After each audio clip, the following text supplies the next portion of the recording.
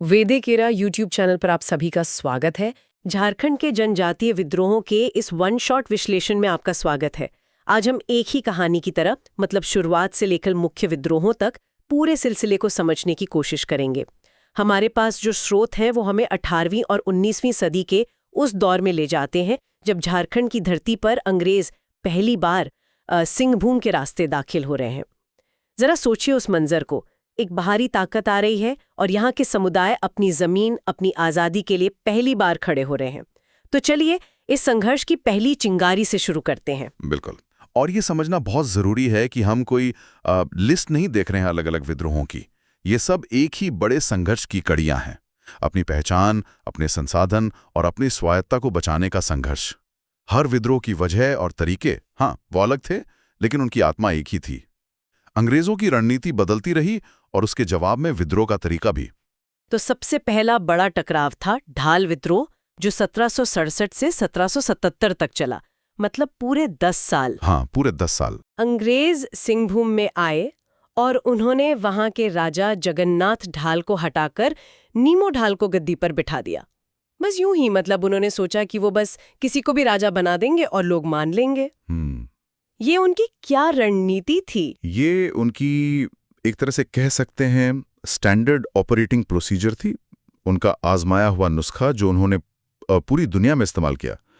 किसी भी इलाके में जाओ, वहां के शासक को कमजोर करो और अपने किसी वफादार या कहिए कठपुतली को बिठा दो। उन्हें लगा कि नीमू ढाल उनके इशारों पर चलेगा और सिंहभूम पर उनका कब्जा हो जाएगा। उन्होंने स्थानीय लोगों की अपने राजा के प्रति वफादारी को बहुत कम आंका और जाहिर है ये दांव उल्टा पड़ गया।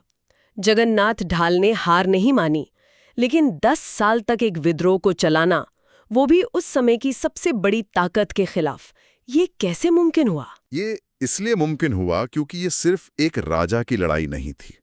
ये ढाल यानी पूरे राज्य की जनता की लड़ाई बन गई थी। जगन्नाथ ढाल ने अपनी जनता को एकजुट किया। अंग्रेजों ने इसे दबाने के लिए लेफ्टिनेंट रूक और चार्ल्स मैगिन जैसे अधिकारियों को भेजा, लेकिन वो जंगल और पहाड़ों में आप समझिए कि स्थानीय लोगों के सामने बेबस थे। वो लड़ाई के तरीकों को समझ ही नहीं पाए। तो आखिर में हुआ क्या? 10 साल बाद अंग्रेज थक गए। आप ऐसा कह सकती हैं? उन्हें समझ आ गया कि इस इलाके में शांति तभी हो सकती है जब यहाँ के लोग उसे चाहें। तो 1777 में कंपनी को झुकना पड़ा। उन्होंने अपनी गलती मानी और जगन्नाथ ढाल को फिर से राजा स्वीकार कर लिया। ये झारखंड में अंग्रेजों के खिलाफ पहली बड़ी जीत थी। और इसने एक मिसाल कायम की। हाँ, कि अगर लोग एकजुट हों तो कंपनी को भी पीछे हटना पड़ता है। तो क्या अंग्रेजों ने इस पहली हार से कोई सबक सीखा या उन्होंने अपनी रणनीति और मजबूत कर दी? क्योंकि ढाल विद्रोह के खत्म होते ही 1769 में एक और बड़ा विद्रोह शुरू हो गया था, चुआड़ विद्रोह। उन्होंने सबक तो सीखा, लेकिन शायद गलत सबक सीखा। उन्होंने सीखा कि राजा को हटाने से सीधी बगावत होती है।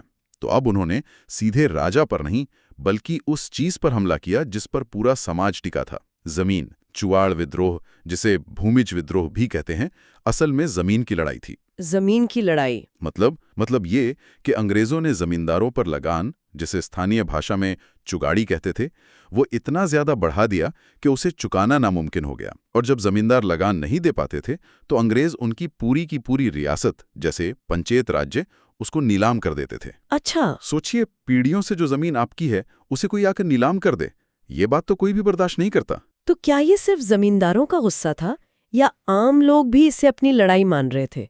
उनकी क्या हिस्सेदारी थी इसमें? यहीं पर यह विद्रोह बहुत व्यापक हो जाता है। इसमें घाटवाल और पाइक भी शामिल हो गए। अब ये समझना जरूरी है कि ये घाटवाल और पाइक ये सिर्फ भाड़े के सैनिक नहीं थे। घाटवाल पहाड़ी रास्तों के रक्षक होते थे और पाइक जमींदार की सेना। उनकी पहचान, उनकी जमीन, उनकी रोजमर्रा की जिंदगी, सब कुछ उस जमींदारी व्यवस्था से पीढ़ियों से जुड़ा हुआ था। अच्छा, तो ये पूरा एक इकोसिस्टम था। बिल्कुल। जब अंग्रेजों ने जमींदार पे हमला किया तो उन्होंने सिर्फ एक शासक पर नहीं बल्कि पूरे सामाजिक ताने बाने पर हमला किया। मतलब ये एक तरह का डोमिनो इफेक्ट था। जमींदार गया तो उसके साथ जुड़े हजारों लोगों का भविष्य भी खतरे में आ गया। बिल्कुल। इसीलिए रघुनाथ महतो, सुबल सिंह और दुर्जन सिंह जैसे नेताओं के पीछे आम लोग खड़े हो गए। ये विद्रोह जंगल महल के बहुत बड़े इलाके में फैल गया और लगभग आप मानिए कि 30 साल तक अलग अलग रूपों में चलता रहा। इसने अंग्रेजों को दिखा दिया कि जमीन के मालिकाना हक से छेड़छाड़ करना आग से खेलने जैसा है। इसी दौर में पलामू के इलाके में भी एक और कहानी चल रही थी, चेरो विद्रोह। क्या वहां भी वजह जमीन ही थी? वजह लगभग वही थी, बाहरी दखलंदाजी। यहां लड़ाई उत्तराधिकार को लेकर थी। अंग्रेज गोपाल राय को राजा बनाना चाहते थे, जबकि वहां के असली हकदार थे चित्रजीत राय। तो चित्रजीत राय और उनके दीवान जयनाथ सिंह भोक्ता ने मिलकर अंग्रेजों के खिलाफ मोर्चा खोल दिया। और इसी से जुड़ा है भोक्ता विद्रोह भी, जिसका नेतृत्व जयनाथ सिंह भोक्ता कर रहे थे, है ना? हाँ, ये दोनों विद्रोह एक ही सिक्के के दो पहलू थे। जब अंग्रेजों ने पलामू किले पर कब्जा करने की कोशिश की तो जयनाथ सिंह ने लड़ाई लड़ी, लेकिन वो हार गए और उन्हें सरगुजा भागना पड़ा। उनके भागते ही भोक्ता विद्रोह तो खत्म हो गया, लेकिन चीरो समुदाय का गुस्सा शांत नहीं हुआ। हाँ, क्योंकि हमारे स्रोत बताते हैं कि 1800 में भूखन सिंह के नेतृत्व में चेरो विद्रोह का दूसरा दौर शुरू हुआ, और इस बार वजह ज्यादा साफ थी। आदिवासियों से जमीन छीनना और भारी टैक्स, मतलब मुद्दे घूम फिरकर वही आ रहे थे, जमीन और स्वायत्तता। बिल्कुल, और इसी समय पास के रामगढ़ में घटवाल विद्रोह भी हुआ, लेकिन वो थोड़ा अलग और दिलचस्प मामला है। वहां भी घटवालों ने अपने राजा मुकुंद सिंह का साथ दिया जब अंग्रेजों ने उन पर हमला किया। लेकिन उस विद्रोह का अंत तो बड़ा नाटकीय हुआ। कहते हैं कि राजा मुकुंद सिंह खुद ही भाग गए और विद्रोह खत्म हो गया। ये थोड़ा अजीब नहीं है? ये अजीब लग सकता है, लेकिन यह उस दौर की मानसिकता को दिखाता है। यह एक बेहतरीन उदाहरण है कि इन शुरुआती विद्रोहों में वफादारी व्यक्ति केंद्रित थी, मतलब राजा के प्रति। लोग मुकुंद सिंह के लिए लड़ रहे थे, किसी आज़ादी जैसे बड़े विचार के लिए नहीं। जब उनका राजा ही भाग गया तो उनकी लड़ाई का मकसद भी खत्म हो गया। यह बाद के विद्रोहों से बहुत अलग है, जहां वफादारी एक समुदाय या एक विचारधारा के प्रति होने लगी। ये बहुत दिलचस्प नुक्ता है। तो अंग्रेजों ने देखा कि राजाओं को हटाने से विद्रोह होता है, जमीन छीनने से विद्रोह होता है। तो राजमहल की पहाड़ियों में पहाड़िया जनजाति के साथ उन्होंने एक नई और शायद ज्यादा चालाकी भरी रणनीति अपनाई। हाँ, वहां उन्होंने बल प्रयोग के साथ साथ लालच का भी इस्तेमाल किया। पहाड़िया विद्रोह 3 चरणों में हुआ। पहले 2 चरण जो रमना आहाड़ी और जगन्नाथ देव के नेतृत्व में हुए, उन्हें दबाने के लिए अंग्रेजों ने एक चाल चली। उन्होंने पहाड़िया सरदारों को नकद भत्ता देने की घोषणा कर दी। मतलब एक तरह से उनकी वफादारी खरीदने की कोशिश। बिल्कुल, एक तरह की कैरेट एंड स्टिक पॉलिसी थी ये। लेकिन इस कहानी का सबसे दुखद मोड़ तो तीसरे चरण में आया, जिसका नेतृत्व महेशपुर की रानी सर्वेश्वरी कर रही थी। और यहाँ वजह थी दामिनी कोह। ये नाम सुनने में बड़ा काव्यात्मक है, पहाड़ियों का आंचल। इसके पीछे की क्रूर सच्चाई क्या थी? इसके पीछे एक बहुत बड़ी ब्यूरोक्रेटिक लैंड ग्रैब, मतलब कागजी कार्रवाई से जमीन हड़पने की साजिश थी। इसे ऐसे समझिए कि सरकार आपके पुश्तैनी बगीचे के चारों ओर बाड़ लगाकर उसे सरकारी पार्क घोषित कर दे और कहे कि अब आप यहां सिर्फ घूम सकते हैं, इसके मालिक नहीं हैं। ओहो! अंग्रेजों ने पहाड़िया लोगों की जमीन के एक बहुत बड़े हिस्से को दामिनी कोह का नाम देकर उसे सरकारी संपत्ति घोषित कर दिया। ये तो सीधे सीधे उनकी जड़ों पर हमला था। उनकी पैतृक भूमि को उनसे छीन लिया गया। बिल्कुल, ये उनकी पहचान और आजीविका पर सीधा हमला था। रानी सर्वेश्वरी ने इसका कड़ा विरोध किया और पहाड़िया सरदारों को एकजुट करके संघर्ष छेड़ दिया। लेकिन अंग्रेजी हुकूमत के विशाल तंत्र के सामने उनका संघर्ष टिक नहीं पाया।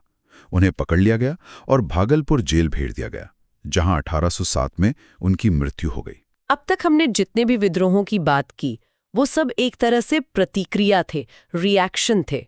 लेकिन अब हम एक ऐसे आंदोलन पर आते हैं जो प्रोएक्टिव था, जिसने लड़ाई का तरीका ही बदल दिया।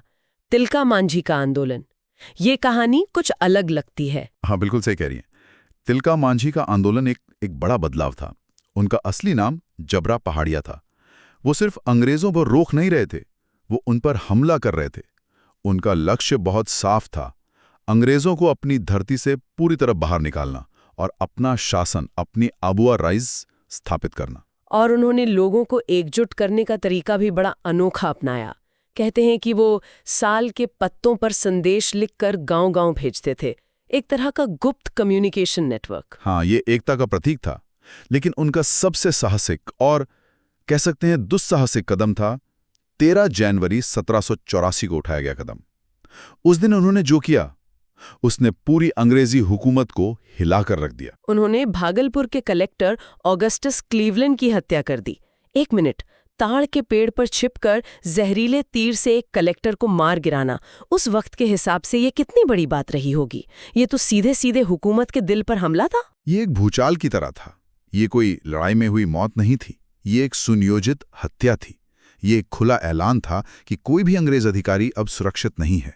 ये एक संदेश था कि अब हम डरेंगे नहीं, हम मारेंगे। इसके बाद अंग्रेजों ने तिलका मांझी को पकड़ने के लिए अपनी पूरी ताकत झोंक दी। और तिलका मांझी ने छापामार युद्ध यानी गुर्रिल्ला युद्ध का सहारा लिया। वो सुल्तानगंज की पहाड़ियों में छिप गए और कई महीनों तक अंग्रेजों को छकाते रहे। लग रहा था कि शायद वो कभी पकड़ में नहीं आएंगे। हाँ, वो पहाड़ियों के भूत बन गए थे।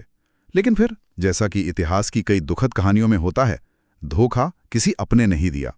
जोदाह नाम के एक स्थानीय पहाड़िया सरदार ने लालच में आकर अंग्रेजों को तिलका मांझी का ठिकाना बता दिया। और इसी धोखे की वजह से वो पकड़े गए।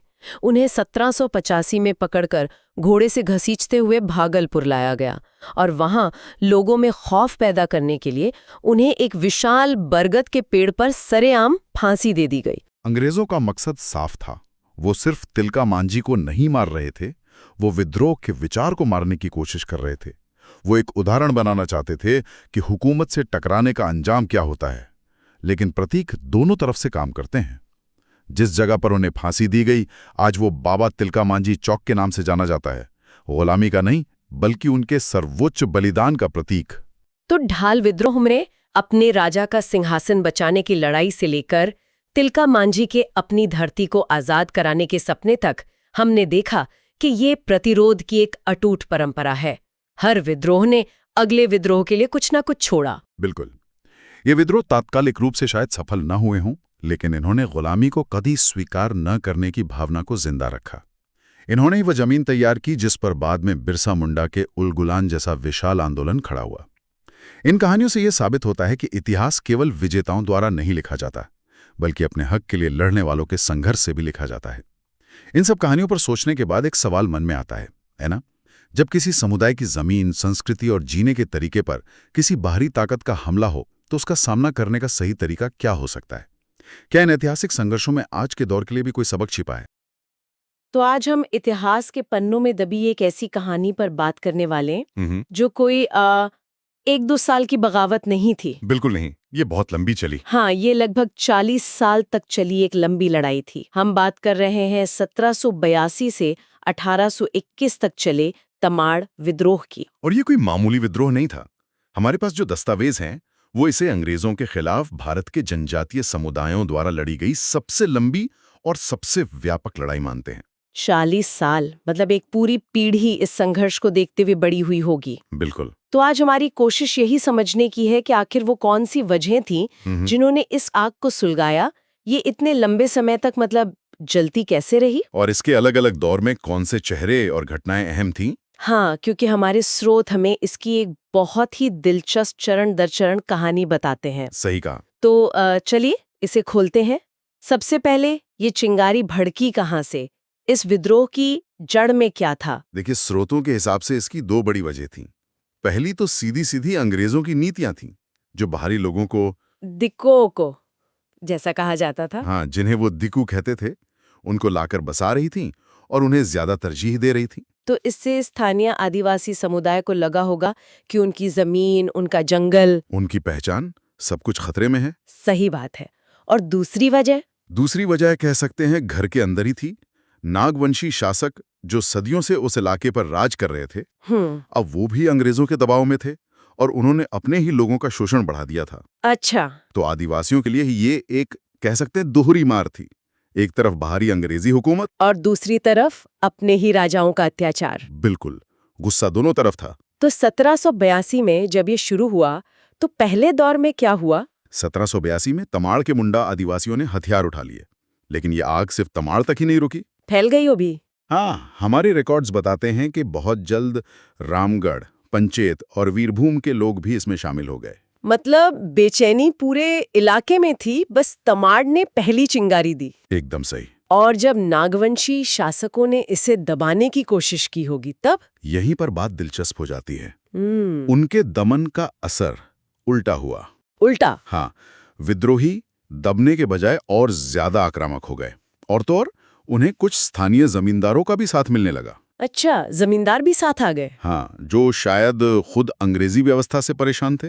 लेकिन ये दौर ज्यादा लंबा नहीं चला, इसे दबा दिया गया था, है ना? हाँ, 1783 के आखिर तक एक अंग्रेज अफसर थे, मेजर जेम्स क्रॉफर्ड। उन्होंने इसे कुचलने में कामयाबी हासिल कर ली। तो विद्रोहियों को आत्मसमर्पण करना पड़ा। जी, कागज पर तो शांति हो गई और अगले 5 साल तक सब शांत भी रहा, पर असल में ये सिर्फ एक पैटर्न की शुरुआत थी। कैसा पैटर्न? विद्रोह, दमन, कुछ साल की खामोशी और फिर एक नई चिंगारी। बिल्कुल। यहाँ ये वाकई दिलचस्प हो जाता है। 5 साल की शांति के बाद ये आग दोबारा कैसे भड़क गई? हाँ, क्या वजह वही पुरानी थी? वजह थोड़ी अलग थी, पर गुस्सा वही था। 1789 में विद्रोह का दूसरा चरण शुरू हुआ। इस बार मामला ये था कि मुंडाओं ने विष्णु मानकी और मौजी मानकी के नेतृत्व को मानने से इनकार कर दिया। मतलब ये एक अंदरूनी टकराव था। हाँ, एक अंदरूनी टकराव जो बाहरी शोषण के खिलाफ एक बड़े विद्रोह में तब्दील हो गया। ये दिखाता है कि समाज के अंदर भी तनाव था। तो अंग्रेजों ने क्या किया? अंग्रेजों ने इस बार कैप्टन होगन को भेजा, लेकिन वो इसे दबा नहीं पाए। असफल रहे। हाँ, शायद वो विद्रोहियों की ताकत को कम आंक रहे थे। फिर इसके बाद लेफ्टिनेंट कूपर को भेजा गया और उन्हें कामयाबी मिली।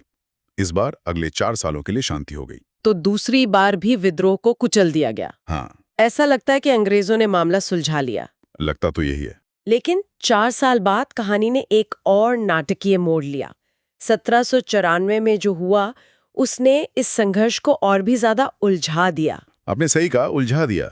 1794 में विद्रोह की तीसरी लहर उठी, जो 1796 तक बहुत बड़ी हो चुकी थी। और इस बार जैसा कि आपने कहा, एक विलेन सामने आया। हाँ, कम से कम विद्रोहियों की नजर में राय के राजा नरेंद्र शाही ने विद्रोहियों का साथ देने के बजाय अंग्रेजों से हाथ मिला लिया। 1 मिनट। हाँ, अपने ही लोगों के खिलाफ? जी। ये तो बहुत बड़ा धोखा था। इसका क्या असर हुआ? विद्रोहियों के लिए ये गद्दारी की आखिरी हद थी। इसकी प्रतिक्रिया बहुत बहुत भयानक थी। भयानक? हाँ, सोनाहातू गांव में आदिवासियों ने एक सभा बुलाई और राजा नरेंद्र शाही की हत्या कर दी। अरे बाप रे! ये अंग्रेजों और उनके पिट्ठुओं के लिए एक साफ संदेश था कि धोखा देने वालों को बख्शा नहीं जाएगा। इस बार आंदोलन का चेहरा कौन था? क्या फिर से कोई मुंडा नेता? नहीं, और यही इस चरण को और दिलचस्प बनाता है। इस बार नेता थे ठाकुर भोलानाथ सिंह। मतलब एक जमींदार? हाँ, ये दिखाता है कि गुस्सा सिर्फ आदिवासियों तक ही सीमित नहीं था, बल्कि स्थानीय जमींदार वर्ग भी अंग्रेजी व्यवस्था से तंग आ चुका था। तो अंग्रेजों ने इसका जवाब कैसे दिया? वो चुप तो नहीं बैठे होंगे? बिल्कुल नहीं। 1798 में कैप्टन लिमिड और कैप्टन बेन के नेतृत्व में एक बड़ी सैनिक कार्रवाई हुई और इस अभियान में उन्होंने ठाकुर भोलानाथ सिंह को गिरफ्तार कर लिया और जैसे ही नेतृत्व पकड़ा गया, आंदोलन की कमर टूट गई। हाँ, तमाड़ विद्रोह एक बार फिर ठंडा पड़ गया। यहाँ एक पैटर्न साफ नजर आ रहा है। विद्रोह होता है, उसे दबाया जाता है, कुछ साल शांति रहती है और फिर एक नया नेता सामने आता है। ये तो एक साइकिल जैसा लगता है। बिल्कुल, और ये साइकिल हमें बताती है कि अंग्रेज सिर्फ लक्षणों का इलाज कर रहे थे, बीमारी का नहीं। मतलब वो नेता को पकड़ लेते थे, लेकिन जो गुस्सा और अन्याय लोगों के दिलों में था वो वैसा का वैसा ही रहता था। और वो बस एक नए नेता के उभरने का इंतजार करता था। एकदम, और इंतजार ज्यादा लंबा नहीं करना पड़ा। नहीं करना पड़ा होगा। बिल्कुल नहीं। भोलानाथ सिंह की गिरफ्तारी के ठीक 9 साल बाद 1807 में चौथा चरण शुरू हुआ। और इस बार नया चेहरा कौन था? दुखन शाही मुंडा। उनके नेतृत्व में मुंडा जनजाति ने एक बार फिर बगावत का झंडा उठा लिया। तो अंग्रेजों का तरीका भी वही पुराना रहा होगा, विद्रोह के नेता को निशाना बनाओ। एकदम वही। ये उनकी डिवाइड एंड रूल की रणनीति का ही एक छोटा रूप था। उन्हें पता था कि ये आंदोलन किसी एक विचारधारा से ज्यादा एक करिश्माई नेता के इर्द गिर्द टिके होते हैं। तो इस बार किसे भेजा गया? इस बार उन्होंने कैप्टन रफसीस को भेजा। वो एक तरह से ऐसे विद्रोहों को कुचलने के एक्सपर्ट माने जाते थे। और वो कामयाब रहे? हाँ, 1808 में वो दुखन शाही को गिरफ्तार करने में कामयाब रहे और जैसा कि पैटर्न बन चुका था, उनकी गिरफ्तारी के बाद ये चरण भी शांत हो गया। तो हर कुछ साल में एक विद्रोह, उसे दबा दिया जाता है और फिर कुछ साल की शांति। लेकिन अब तक हम ये पैटर्न समझ चुके हैं कि ये शांति का मतलब विद्रोह का अंत नहीं था, बस एक छोटा सा ब्रेक था। सही पकड़ा आपने। और अगली बार जब ये आग भड़की तो उसमें एक नया किरदार शामिल हुआ जो आदिवासी नहीं था। हाँ, अब हम 5वें चरण में आ गए हैं, जो 1810 से 1812 तक चला। इस बार विद्रोह का गढ़ नावागढ़ इलाका था और नेता थे वहां के जागीरदार बख्तर शाह। एक जागीरदार फिर से नेतृत्व कर रहा है? मतलब ये साफ है कि असंतोष अब समाज की अलग-अलग परतों में फैल चुका था। बिल्कुल। ये अब सिर्फ जमीन और जंगल की लड़ाई नहीं रह गई थी। ये पूरी व्यवस्था के खिलाफ एक लड़ाई बन रही थी। तो अंग्रेजों की क्या प्रतिक्रिया थी? अंग्रेजों ने इस बार लेफ्टिनेंट एच ओडोनेल को भेजा और ओडोनेल ने सिर्फ नेता को पकड़ने की कोशिश नहीं की। तो क्या किया उन्होंने? 1812 में उन्होंने सीधे नवागढ़ पर हमला कर दिया, जो बख्तर शाह का गढ़ था। एक सीधा सैन्य हमला? और इसका नतीजा क्या हुआ? इस हमले के सामने बख्तर शाह टिक नहीं सके। उन्हें भागकर सरगुजा में शरण लेनी पड़ी। और उनके भागते ही एक बार फिर नेता के हटते ही आंदोलन बिखर गया और विद्रोह मंद पड़ गया। तो अब हम आते हैं अंतिम और छठे चरण पर। इस बार 7 साल की खामोशी थी। 1819 में जब विद्रोह फिर से भड़का, तो क्या इस बार कुछ अलग था? बहुत कुछ अलग था। इस बार कोई एक करिश्माई नेता नहीं था। अच्छा। हाँ, हमें स्रोतों में मुंडा समुदाय के कई नेताओं के नाम एक साथ मिलते हैं। दौलत राय मुंडा, मंगल राय मुंडा, गाजी राय मुंडा, चंदन सिंह और भी कई। इसका क्या मतलब निकाला जाए? इसका मतलब ये है कि यह विद्रोह अब किसी एक व्यक्ति पर निर्भर नहीं था, बल्कि एक सामूहिक आंदोलन बन चुका था। इसकी जड़ें ज्यादा गहरी और फैली हुई थीं। जो अंग्रेजों के लिए ज्यादा बड़ी चुनौती रही होगी। निश्चित रूप से। तो इतने सारे नेताओं के साथ इस बार अंग्रेजों की रणनीति क्या थी? क्या उन्होंने सबसे लड़ने की कोशिश की? इस बार उन्हें एक अनपेक्षित मदद मिली। कहाँ से? तमाड़ के ही राजा गोविंद शाही ने इन विद्रोहियों से निपटने के लिए अंग्रेजों से मदद मांग ली। फिर से वही कहानी, स्थानीय शासक अंग्रेजों के साथ। हाँ, ये फिर से दिखाता है कि स्थानीय शासक और आम लोगों के बीच की खाई कितनी गहरी हो चुकी थी। अंग्रेजों के लिए तो ये सोने पे सुहागा हो गया होगा। बिल्कुल, उन्होंने इस मौके का पूरा फायदा उठाया। कैप्टन रफसेज, जिन्हें पहले भी इस इलाके का अनुभव था, और एजे कोलविन ने मिलकर एक बहुत बड़ा अभियान चलाया। और उनकी कार्रवाई बहुत क्रूर और असरदार थी। हाँ, उन्होंने 2 सबसे प्रमुख नेताओं को छोड़कर रूदन मुंडा और कुंटा मुंडा को, बाकी सबको पकड़ लिया। लगभग सभी बड़े विद्रोहियों को पकड़ लिया। तो बस ये 2 नेता ही बचे थे। इस 40 साल लंबी लड़ाई का अंत कैसे हुआ? अंग्रेजों ने इन दोनों को पकड़ने के लिए जमीन आसमान एक कर दिया। ये उनके लिए अब नाक का सवाल बन गया था। जुलाई 1820 में रूदन मुंडा को गिरफ्तार कर लिया गया। अब सिर्फ एक आखिरी कड़ी बची थी, कुंटा मुंडा। हाँ, कुंटा मुंडा वो आखिरी नेता थे जो इस 40 साल की लड़ाई की लौ को जलाए हुए थे। मार्च 1821 में जब उन्हें भी गिरफ्तार कर लिया गया, तब जाके लंबा विद्रोह आखिरकार खत्म हुआ। हाँ, तब जाके शांत हुआ। तो कुल मिलाके ये 40 साल का एक ऐसा संघर्ष था जो 6 अलग-अलग चरणों में लड़ा गया। बिल्कुल। इसकी कहानी विद्रोह, दमन और फिर कुछ साल बाद एक नए चेहरे के साथ फिर से उठ खड़े होने के एक चक्र में बंधी हुई है। सही कहा। और जैसा हमने शुरू में कहा था, ये अंग्रेजों के खिलाफ सबसे लंबे और सबसे बड़े जनजाति विद्रोहों में से एक था। देखिए, जब भी हम झारखंड के इतिहास के बारे में सोचते हैं तो मुंडा विद्रोह का नाम सबसे पहले आता है। और जाहिर है, दिमाग में बिरसा मुंडा की तस्वीर बनती है। बिल्कुल, उनका उलगुलान वाकई एक बहुत बड़ी घटना थी। हाँ, लेकिन हमारे पास जो स्रोत है वो एक अलग ही कहानी बताते हैं कि असली संघर्ष तो बहुत पहले शुरू हो चुका था। सही कहा। बिरसा मुंडा का आंदोलन तो उस आग की सबसे ऊंची लपट थी जो लगभग 100 साल से सुलग रही थी। तो आज हम उसी कहानी की परतों को खोलेंगे और उन शुरुआती विद्रोहों को समझेंगे जिन्होंने इस महासंग्राम की नींव रखी। बिल्कुल सही कहा आपने। बिरसा मुंडा के आंदोलन को समझना बिना उसके पीछे के 100 साल के संघर्ष को जाने ऐसा है जैसे किसी बड़ी नदी को सिर्फ उसके मुहाने पर देखना, जबकि उसका असली स्रोत तो कहीं और है। हाँ, असली स्रोत तो पहाड़ों में बहुत पीछे होता है। आज हम उसी स्रोत तक जाने की कोशिश करेंगे। हमारे पास जो दस्तावेज हैं वो 18वीं सदी के अंत से लेकर 19वीं सदी के मध्य तक फैले हुए हैं। तो हमारा मिशन क्या है? सिर्फ घटनाओं की एक लिस्ट देखना? नहीं, हमारी कोशिश रहेगी कि हम न सिर्फ इन विद्रोहों की एक सूची देखें, बल्कि उस पैटर्न को समझें, उन कारणों की तह तक जाएं और ये जानें कि कैसे छोटे-छोटे विरोध एक बड़े जन आंदोलन में तब्दील हो गए, जिसे हम कोल विद्रोह के नाम से जानते हैं। बिल्कुल। तो चलिए सीधे मुद्दे पर आते हैं।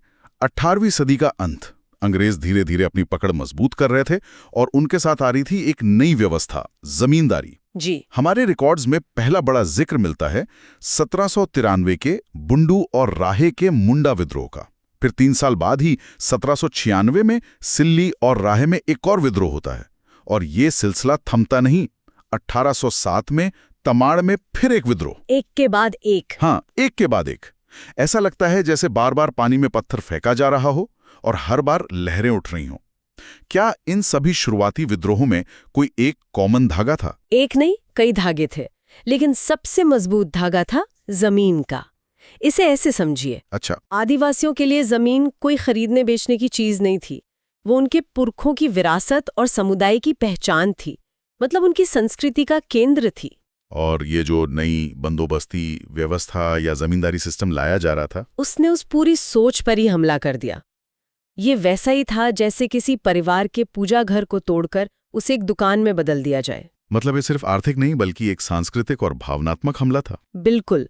1793 का विद्रोह इसी व्यवस्था के खिलाफ पहली सामूहिक चीख थी। और इस चीख को दबाने के लिए अंग्रेजों ने क्या किया? जिक्र आता है एक मेजर फॉलर का। हाँ, और मेजर फॉलर जैसे अधिकारियों का तरीका भी एक पैटर्न सेट करता है।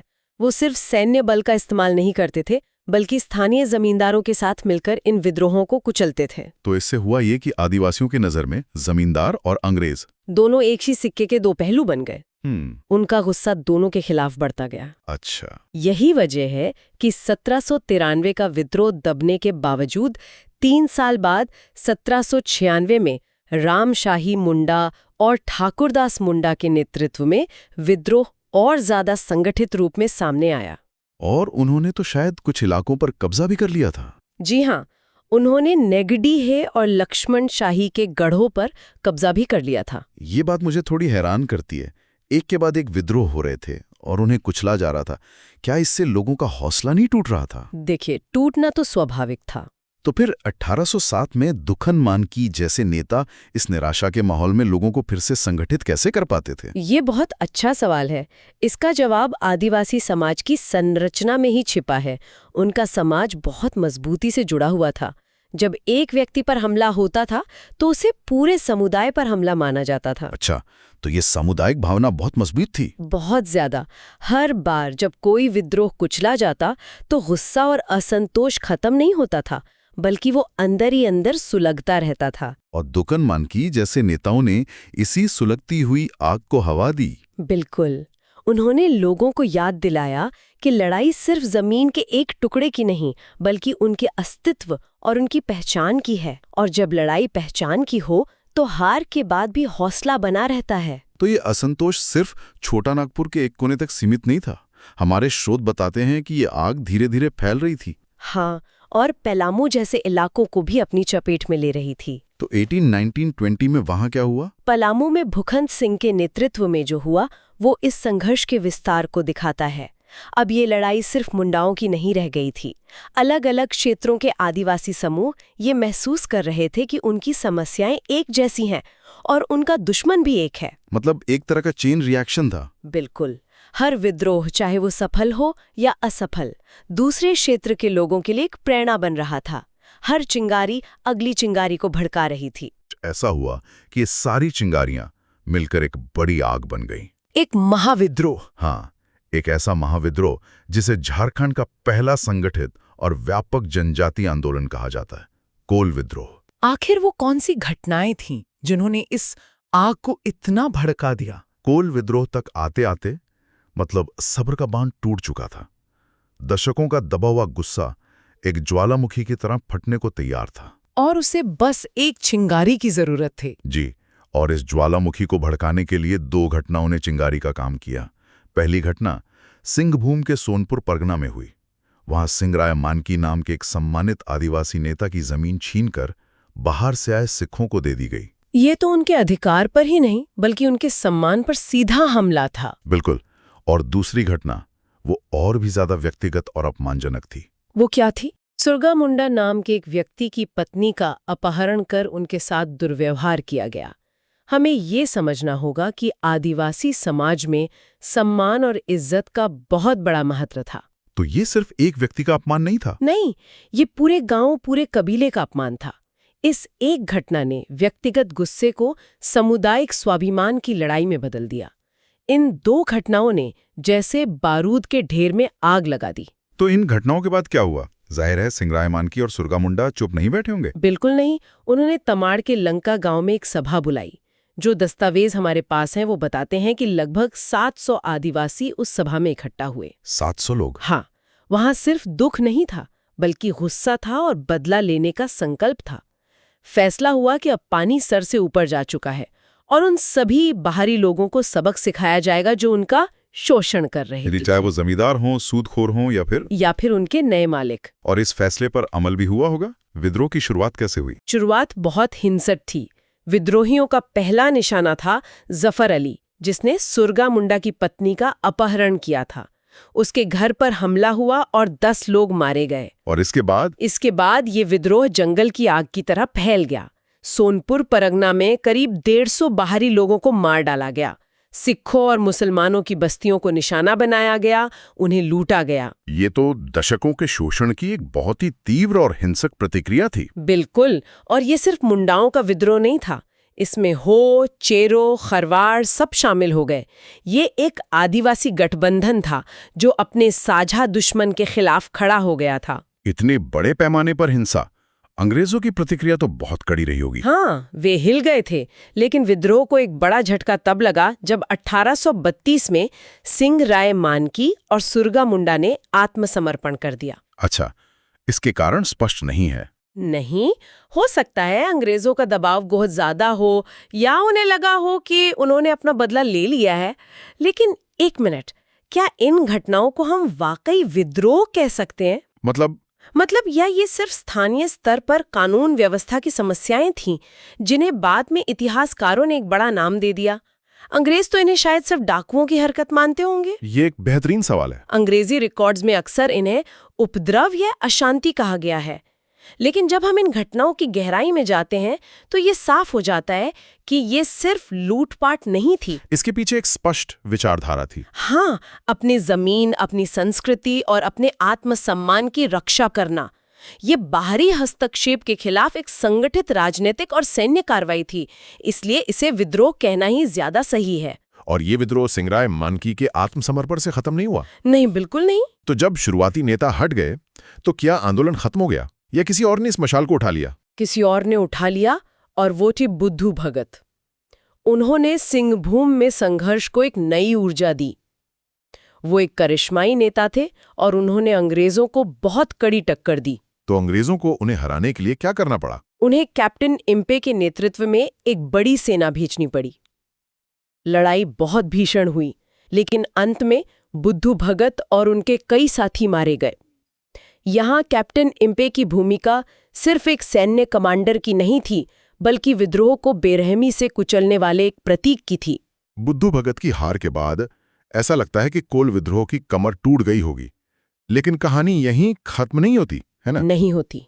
इसी दौर में एक और बड़ा नाम सामने आता है, गंगा नारायण सिंह। हाँ, उनके विद्रोह को तो गंगा नारायण का हंगामा ही कहा जाता है।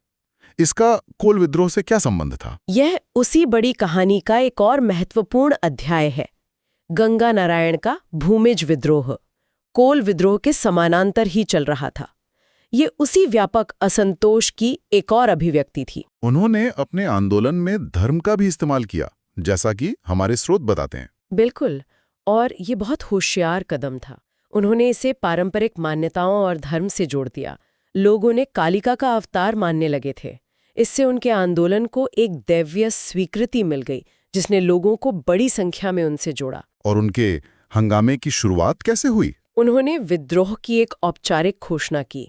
26 अप्रैल 1832 को उन्होंने बड़ा भूम के दीवान माधवलाल की हत्या कर दी। माधवलाल को आदिवासी विरोधी और शोषक माना जाता था? जी, इसलिए उसकी हत्या एक प्रतीकात्मक कार्रवाई थी। ये एक ऐलान था कि अब बर्दाश्त नहीं किया जाएगा। उनका संघर्ष भी उन्हीं बाहरी शक्तियों के खिलाफ था, जमींदार, कंपनी के पुलिस अधिकारी, नमक दारोगा और सूदखोर। तो उनका सामना भी अंग्रेजी सेना से हुआ होगा? हाँ, लेफ्टिनेंट ट्रिमर जैसे अधिकारियों से उनका सामना हुआ। गंगा नारायण की सेना ने अंग्रेजों को काफी परेशान किया। लेकिन इस हंगामे का अंत बहुत नाटकीय और दुखद था। हाँ, चाईबासा के पास खरसावा के ठाकुर थे चेतक सिंह। उन्होंने धोखे से गंगा नारायण का सिर काट लिया और इनाम पाने के लिए कैप्टन विल्किंसन को सौंप दिया। एक बड़े नेता की इस तरह मृत्यु से आंदोलन को गहरा धक्का लगा और वो बिखर गया। तो इस पूरी चर्चा को अगर हम समेटें तो क्या मुख्य बातें निकल कर आती हैं? मेरे हिसाब से 3 सबसे बड़ी बातें हैं। पहली तो यही कि बिरसा मुंडा का उलगुलान कोई अकेली या अचानक हुई घटना नहीं थी। सही। ये उस संघर्ष की परंपरा का शिखर था जो लगभग 100 साल से चल रहा था, जिसमें दुखन मानकी से लेकर बुद्धू भगत और गंगा नारायण जैसे अनगिनत नायकों ने अपनी आहुति दी थी। दूसरी बात जो साफ तौर पर उभर कर आती है वो ये है कि इन सभी विद्रोहों का मूल कारण एक ही था, जल, जंगल, जमीन और अपनी जीवन शैली पर बाहरी शक्तियों का कब्जा। बिल्कुल। दुश्मन का चेहरा कभी जमींदार था, कभी सूदखोर, तो कभी अंग्रेज अफसर, लेकिन उसका चरित्र हमेशा शोषक का ही रहा। और तीसरी और सबसे महत्वपूर्ण बात वो ये है कि ये विद्रोह हमें सिखाते हैं कि कैसे स्थानीय और व्यक्तिगत अपमान के मुद्दे एक व्यापक और संगठित आंदोलन को जन्म दे सकते हैं। सिंगराय मानकी की जमीन और सुरगा मुंडा की पत्नी का अपमान व्यक्तिगत घटनाएं थीं। लेकिन उन्होंने पूरे कोल समुदाय को एकजुट कर दिया। बिल्कुल, ये सिर्फ विद्रोह की कहानी नहीं है, ये आदिवासी अस्मिता और एकता के निर्माण की भी कहानी है। ये दिखाती है कि जब अन्याय एक सीमा से बढ़ जाता है तो लोग अपने मतभेद भुलाकर एक साझा उद्देश्य के लिए एकजुट हो जाते हैं। आज की हमारी चर्चा एक बहुत ही दिलचस्प और कुछ हद तक रहस्यमयी बिंदु पर खत्म होती है। हाँ, जो दस्तावेज हमारे पास हैं उनमें एक अजीब बात लिखी है। वे कहते हैं कि गंगा नारायण की मृत्यु के बारे में कोई ठोस ऐतिहासिक प्रमाण उपलब्ध नहीं है। ये कैसे हो सकता है? यही तो बात है। अब ये एक बहुत बड़ा सवाल खड़ा करता है। एक ऐसा व्यक्ति जिसने इतना बड़ा हंगामा खड़ा कर दिया, जिसे आज भी याद किया जाता है, उसकी मौत का कोई पक्का रिकॉर्ड क्यों नहीं है? तो क्या चेतक सिंह वाली कहानी सच नहीं है? सच है। ये सवाल हमें सोचने पर मजबूर करता है कि इतिहास कैसे लिखा जाता है। उसे कौन लिखता है? हाँ, और इस प्रक्रिया में किन की कहानियां सच मान ली जाती हैं और किन की कहानियां समय की धूल में कहीं खो जाती हैं। आज हम सीधे 19वीं सदी के भारत के एक ऐसे हिस्से में चल रहे हैं जहां जमीन, पहचान और आज़ादी के लिए एक बहुत बड़ी लड़ाई लड़ी जा रही थी। हम बात कर रहे हैं संथाल विद्रोह की, लेकिन इसे सिर्फ एक घटना की तरह देखना शायद सही नहीं होगा। स्रोतों को देखने पर पता चलता है कि ये तो दशकों तक चले कई आंदोलनों की एक पूरी श्रृंखला थी, एक के बाद एक सुलगती हुई आग। बिल्कुल। और इन स्रोतों से जो सबसे बड़ी बात निकल कर आती है वो ये है कि ये आंदोलन सिर्फ गोरे अंग्रेजों के खिलाफ नहीं थे, ये उस पूरी व्यवस्था के खिलाफ थे जिसे वो दीकू कहते थे। दीकू मतलब बाहरी लोग। हाँ, बाहरी लोग, चाहे वो अंग्रेजों, जमींदारों या फिर वो महाजन जो सूद पर पैसे देते थे। ये उस सिस्टम के खिलाफ एक जंग थी जो उनकी जमीन, जंगल और जीने का तरीका मतलब सब कुछ छीन रहा था। आज हम इसी सफर को देखेंगे कि कैसे विरोध के तरीके बदले और कैसे इन संघर्षों ने उस इलाके की तकदीर लिख दी। अच्छा, चलिए सबसे पहले उस विस्फोट से शुरू करते हैं जिसे संथाल हुल या क्रांति कहते हैं। स्रोतों में तो इसे भारत की पहली जन क्रांति तक का दर्जा दिया गया है।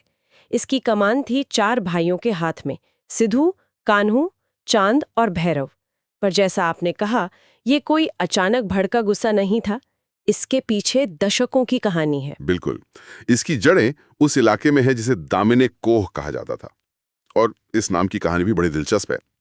पहले तो अंग्रेजों ने ही संथालों को राजमहल की पहाड़ियों में बसने के लिए प्रोत्साहित किया, जंगल साफ करके जमीन तैयार करने को कहा, और उस इलाके को ये फारसी नाम दिया, दामिने को। अच्छा, तो पहले उन्होंने ही बसाया? हाँ, लेकिन जैसे ही जमीन खेती लायक हुई, वही अंग्रेज अपने जमींदार और महाजन ले आए, तो जिस जमीन को उन्होंने अपना घर बनाया था, उसी पर वो एक तरह से गुलाम बना दिए गए। 1855 तक आते आते ये शोषण बर्दाश्त से बाहर हो चुका था। और तब उन्होंने जो किया वो तो हैरान करने वाला है। 30 जून 1855 को भगनाडी गांव में 400 आदिवासी गांव के करीब 10,000 प्रतिनिधि इकट्ठा हुए। ये कोई भीड़ नहीं थी, ये एक संगठित सभा थी। उन्होंने अपनी एक समानांतर सरकार का ही ऐलान कर दिया। हाँ, यही तो इसकी सबसे बड़ी खासियत है। सिद्धू को सूबा ठाकुर यानी राजा, कान्हू को मंत्री, चांद को प्रशासक और भैरव को सेनापति बनाया गया। ये किसी भी आधुनिक सरकार या सेना जैसा ढांचा लगता है। ये उस धारणा को पूरी तरह तोड़ता है कि आदिवासी आंदोलन सिर्फ असंगठित होते थे। और उनका नारा भी देखिए, करो या मरो, अंग्रेजों हमारी माटी छोड़ो। यहाँ ये माटी शब्द बहुत अहम है।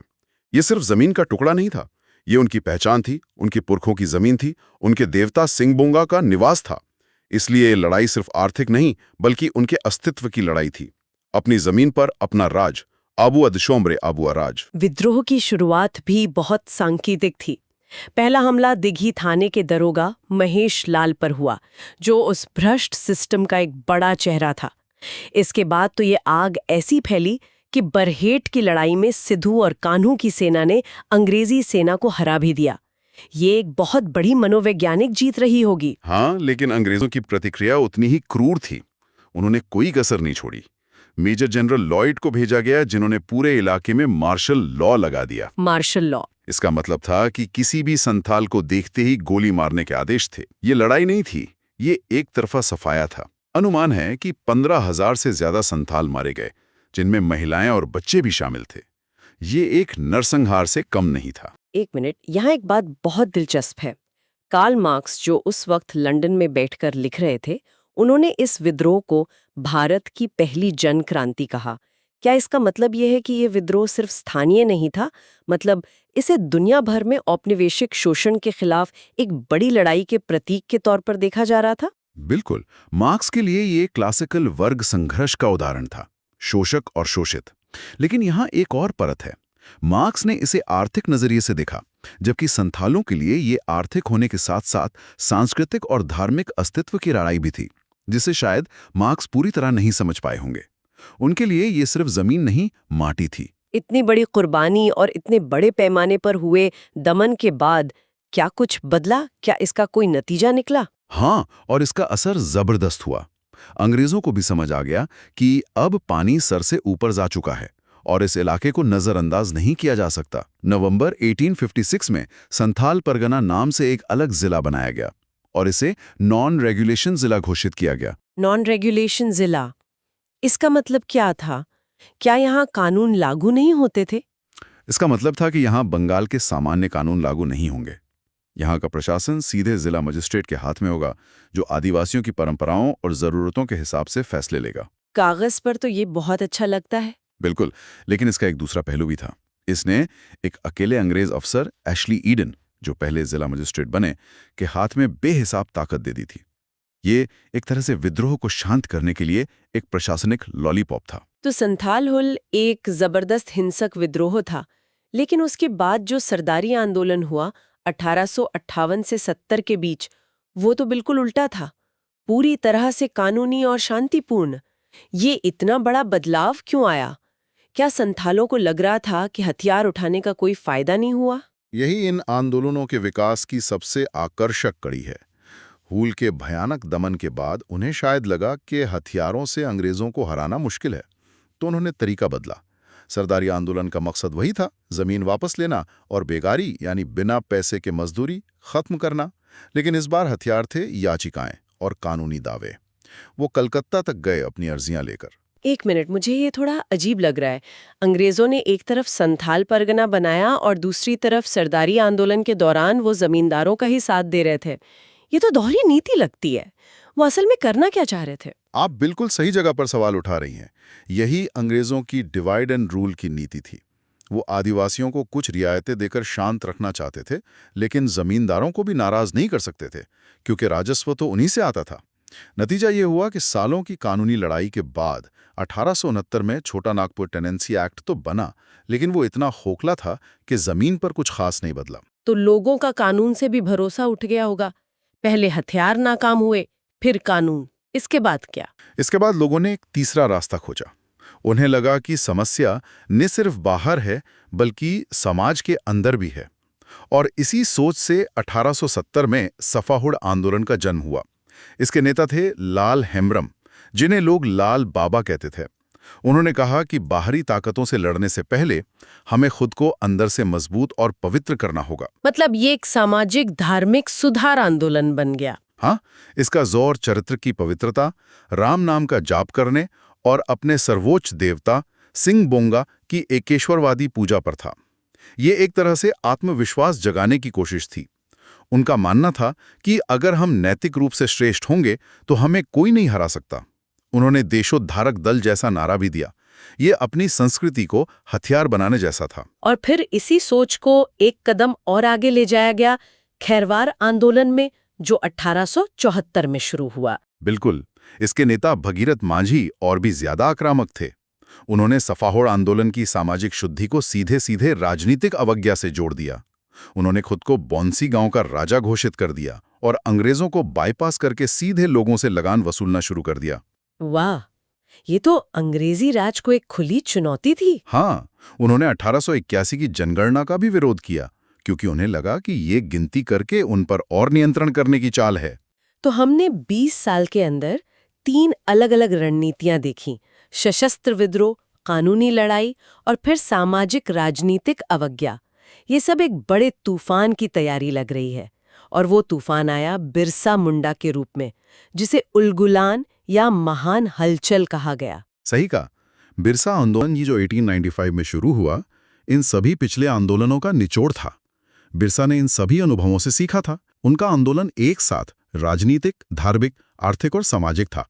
उन्होंने अंग्रेजों, जमींदारों के साथ साथ ईसाई मिशनरियों को भी निशाना बनाया, जो उनकी संस्कृति को बदल रहे थे। और उन्होंने अपने ही समाज की कुरीतियों जैसे अंधविश्वास और शराबखोरी के खिलाफ भी आवाज उठाई। उनका संगठन भी कमाल का था। गया मुंडा को सेनापति, दोंगा मुंडा को राजनीतिक प्रमुख और सोमा मुंडा को सामाजिक धार्मिक प्रमुख बनाया गया। और उनका नारा कटोंग बाबा कटोंग, जिसका मतलब था काटो बाबा काटो, ये सिर्फ हिंसा का आह्वान नहीं था, ये उन सभी बाहरी शक्तियों और शोषण के प्रतीकों को काटने का आह्वान था जो उनके समाज को दीमक की तरह खा रहे थे। अंग्रेज बिरसा मुंडा की लोकप्रियता और संगठन क्षमता से डर गए थे।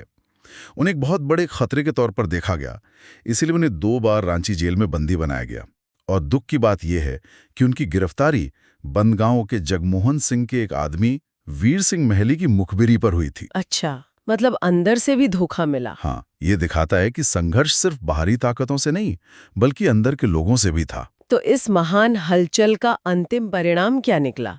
क्या ये भी बाकी आंदोलनों की तरह दब गया? दबा तो दिया गया और बिरसा मुंडा की जेल में रहस्यमय परिस्थितियों में मौत हो गई, लेकिन इस उलगुलान की गूंज इतनी जबरदस्त थी कि अंग्रेज सरकार को वो करना पड़ा जो वो दशकों से टाल रही थी।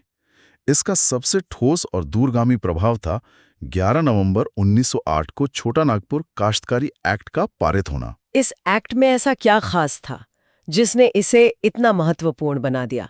1869 में भी तो एक एक्ट आया था। ये एक्ट 1869 वाले से कहीं ज्यादा मजबूत था।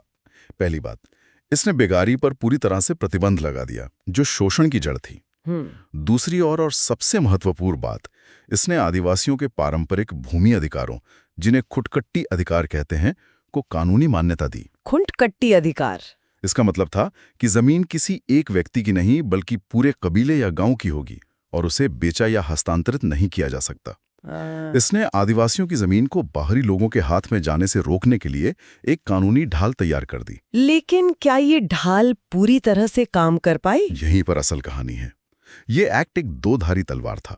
इसने कागज पर तो आदिवासियों को जमीन का हक दिया, लेकिन इसे लागू करने की जिम्मेदारी उसी ब्यूरोक्रेसी पर थी जो जमींदारों से मिली हुई थी। तो कानून तो बन गया, लेकिन जमीन पर न्याय मिलना अभी भी एक लंबी लड़ाई थी। फिर भी ये एक बहुत बड़ी जीत थी, जो बिना उलगुलान के शायद कभी मुमकिन नहीं होती। तो अगर हम इन सभी आंदोलनों को एक साथ देखें, हमने लगभग आधी सदी में फैले विद्रोहों की एक पूरी श्रृंखला देखी।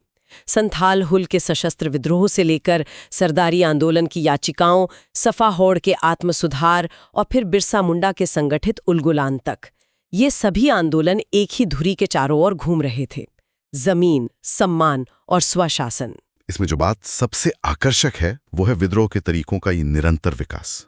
उन्होंने हर नाकामी से सीखा और अपनी रणनीति बदली, लेकिन जमीन का अधिकार और दिखू यानी बाहरी शोषण का मूल मुद्दा हमेशा केंद्र में रहा। और ये जानना जरूरी है कि संथाल परगना जिला हो या छोटा नागपुर काश्तकारी एक्ट जैसा प्रगतिशील कानून, ये बदलाव उन्हें अंग्रेजों ने तोहफे में नहीं दिए। ये हजारों लोगों की कुर्बानियों और दशकों के संघर्ष से छीने गए अधिकार थे। 1914 का टाना भगत आंदोलन। जब हम आदिवासी आंदोलनों के बारे में सोचते हैं तो अक्सर सशस्त्र विद्रोह, तीर कमान, संघर्ष, यही सब तस्वीरें दिमाग में आती हैं। बिल्कुल। लेकिन आज हमारे सामने जो स्रोत हैं वो एक पहेली सी पेश करते हैं। झारखंड का एक आदिवासी आंदोलन जिसे इतिहास में विशुद्ध गांधीवादी कहा गया। पर मजे की बात यह है कि यह आंदोलन तब शुरू हुआ जब गांधी जी भारत में थे ही नहीं। बिल्कुल, और यही इस आंदोलन को असाधारण रूप से दिलचस्प बनाता है। ये घटना है अप्रैल 1914 की और महात्मा गांधी दक्षिण अफ्रीका से भारत लौटे जनवरी 1915 में। 1 साल बाद। हाँ, लगभग। तो सवाल ये उठता है कि अहिंसा, आत्मशुद्धि और सविनय अवज्ञा के ये विचार ये छोटा नागपुर के जंगलों में गांधी जी के आने से पहले पहुंचे कैसे? या क्या वो वहां पहले से ही मौजूद थे? आज हम इसी गुत्थी को सुलझाने की कोशिश करेंगे। हमारे पास जो दस्तावेज हैं वो हमें जतरा भगत के नेतृत्व में शुरू हुए इस आंदोलन की परतों को खोलने में मदद करेंगे। तो चलिए शुरू से शुरू करते हैं। ये आंदोलन आखिर था क्या?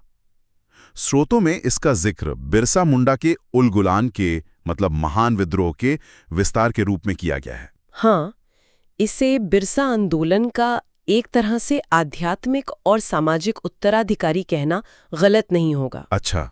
बिरसा मुंडा ने जहां सशस्त्र विद्रोह का रास्ता अपनाया, वहीं जतरा भगत और उनके अनुयायियों ने एक बिल्कुल अलग राह चुनी। उन्होंने शायद ये महसूस किया कि बाहरी ताकतों से लड़ने से पहले अपने समाज के अंदर सुधार करना ज्यादा जरूरी है। और यहीं से वो संस्कृतिकरण की अवधारणा सामने आती है। बिल्कुल। ये संस्कृतिकरण शब्द जो स्रोतों में इस्तेमाल हुआ है, ये मुझे थोड़ा अजीब लगता है, क्योंकि समाजशास्त्र में इसका मतलब तो अक्सर ये होता है कि कोई निचला माना जाने वाला समूह किसी ऊंचे समूह की प्रथाओं को अपनाता है। सही कह रहे हैं आप। आपका सवाल बिल्कुल सही है, और यहाँ इस शब्द का इस्तेमाल उस पारंपरिक अर्थ में नहीं हुआ है। ये संस्कृतिकरण बाहर की नकल नहीं, बल्कि आत्मशुद्धि के लिए था। आत्मशुद्धि? हाँ। आंदोलन का मूल सिद्धांत था एकेश्वरवाद, मतलब सिर्फ एक ईश्वर, धर्मेश की पूजा करना। जतरा भगत का मानना था कि उरांव जनजाति पर जो संकट हैं, चाहे वो बीमारियां हो या अंग्रेजों का अत्याचार, उसका कारण कई सारे देवी देवताओं और आत्माओं की पूजा करके अपने मुख्य देवता को नाराज करना है। तो ये एक तरह से अपने विश्वास को और ज्यादा केंद्रित और शक्तिशाली बनाने की कोशिश थी, है ना? बाहरी आडंबरों को हटाकर धर्म को उसके मूल रूप में वापस लाना। आपने सही पकड़ा। और ये सिर्फ पूजा पाठ तक सीमित नहीं था, इसके साथ बहुत कठोर सामाजिक नियम भी आए। जैसे मांस मदिरा का पूरी तरह से त्याग और आदिवासी नृत्य संगीत पर पाबंदी, जिसे वे अपनी दुर्दशा का एक कारण मानते थे। ये एक तरह का आध्यात्मिक अनुशासन था। उनकी सोच ये थी कि अगर हम नैतिक रूप से मजबूत और शुद्ध हो जाएंगे तो कोई बाहरी शक्ति हमें दबा नहीं सकती। लेकिन ये मांस मदिरा या नाच गाने पर पाबंदी, क्या इसके पीछे सिर्फ आध्यात्मिक कारण थे या इसका कोई सामाजिक या आर्थिक पहलू भी था? बहुत गहरा सवाल है, क्योंकि उस समय के हालात को देखते हुए ये फैसले बहुत बड़े लगते हैं। देखिए, आध्यात्मिक शुद्धि तो एक पहलू था ही, लेकिन इसके सामाजिक आर्थिक कारण भी थे। शराबखोरी उस समय आदिवासी समाज की एक बहुत बड़ी समस्या थी। अच्छा। जिससे साहूकार और जमींदार फायदा उठाते थे। तो शराब पर रोक लगाकर उन्होंने एक तरह से अपनी आर्थिक स्थिति को भी मजबूत किया और बाहरी शोषण के एक रास्ते को बंद कर दिया। ये अपनी पहचान को बाहरी प्रभावों जैसे ईसाई मिशनरियों और हिंदू जमींदारों दोनों से अलग और श्रेष्ठ साबित करने का भी एक तरीका था। एकदम। और इसी आत्मनिर्भरता और पहचान की लड़ाई से मुझे लगता है झूम खेती का मुद्दा भी जुड़ा हुआ था। स्रोतों में इस पर काफी जोर है। बिल्कुल। ये सिर्फ एक आर्थिक मांग नहीं लग रही। नहीं, बिल्कुल नहीं। ये उनकी अस्मिता का प्रतीक था। झूम खेती मतलब जमीन के टुकड़ों पर बारी बारी से खेती करना और फिर उसे पड़ती छोड़ देना। ये उनकी जीवन शैली का आधार था। प्रकृति के साथ सह अस्तित्व का दर्शन था ये। और ब्रिटिश सरकार ने इस पर रोक लगा दी थी। हाँ, उन्होंने इसे पिछड़ा और अकुशल बताकर इस पर रोक लगा दी और स्थायी खेती को बढ़ावा दिया।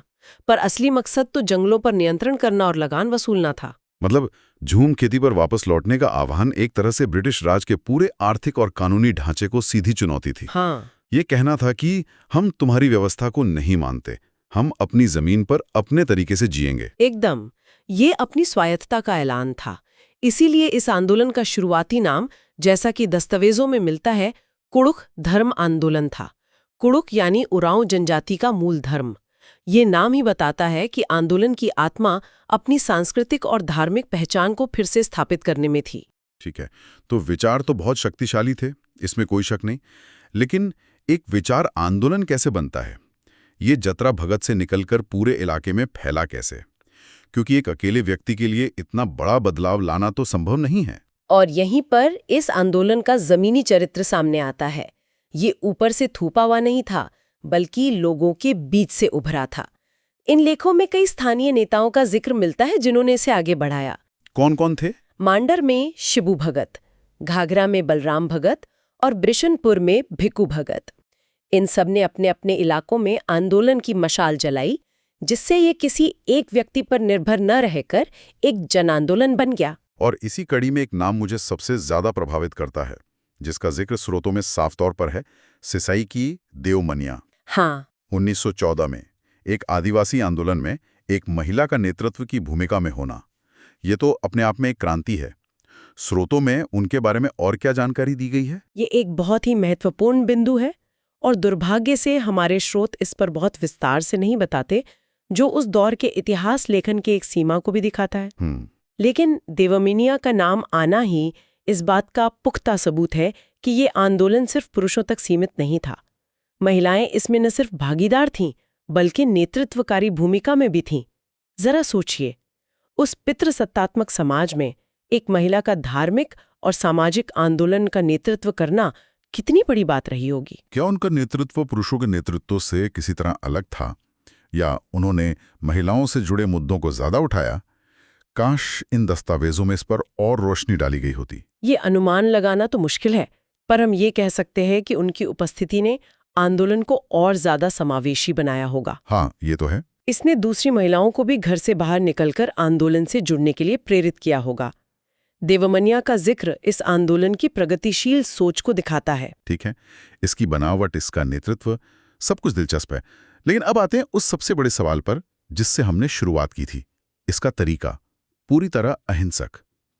जब मैं दूसरे स्रोत में दिए गए झारखंड के अन्य आंदोलनों की सूची देखता हूं, जैसे 1831 का कोल विद्रोह, 1855 का संथाल हूल या खुद बिरसा मुंडा का उलगुलान, ये सभी सशस्त्र विद्रोह थे, सीधी टक्कर, हिंसा हुई। उनकी तुलना में टाना भगतों का रास्ता इतना अलग क्यों था? ये उस दौर में क्रांतिकारी चुनाव था, इसमें कोई शक नहीं है। चारों तरफ हिंसक प्रतिरोध हो रहा था, लेकिन टाना भगतों ने कहा कि हमारी लड़ाई हथियारों से नहीं, चरित्र से है। वाह!